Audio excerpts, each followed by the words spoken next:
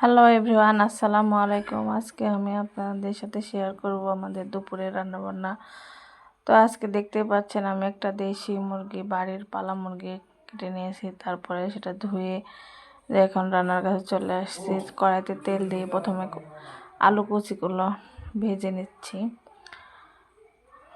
রান্নাতে আলু ভাজাগুলো দিলে আলুটা ভেজে দিলে সে তরকারিটা একটু বেশি ভালো লাগে। তারপরে যে কড়াইয়ের মধ্যে তেল এর মধ্যে পেঁয়াজ কুচি দিয়ে দিলাম।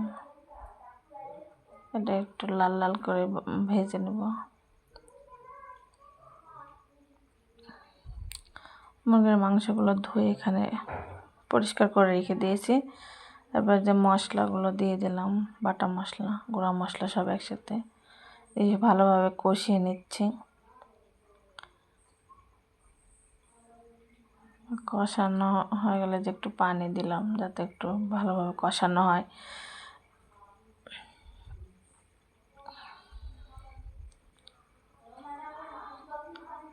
মশলাগুলোতে তেল ছেড়ে দিয়েছে। এখন মুরগির মাংসগুলো এখন দিয়ে দেবো একটু পর। তো ভালোভাবে মশলাগুলো কষে যে মুরগির মাংসগুলো দিয়ে দিলাম। এখন ভালোভাবে মশলার সাথে মিশিয়ে নেব।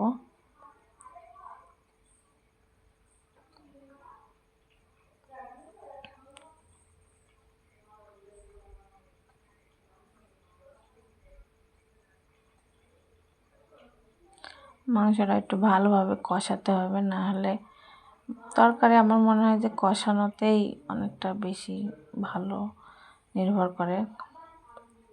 তবে একটু ঢেকে দিলাম, তারপরে আবার নেড়ে চেড়ে দিচ্ছি।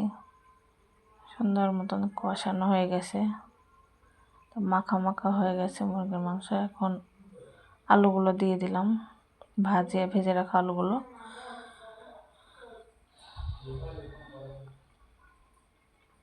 দিয়ে আবার সুন্দরভাবে আলুগুলো মশলার সাথে মিশিয়ে নিয়ে একটু হালকা পানি দিয়ে দিয়েছি।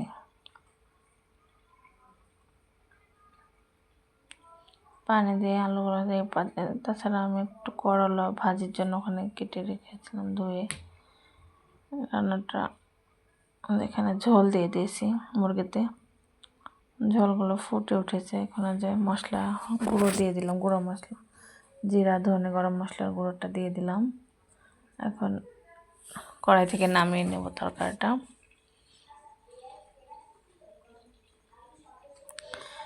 এই চুলায় আমি আবার করলা ভাজিটা বসিয়ে দিয়েছি, তাই নেড়ে চেড়ে দিচ্ছি।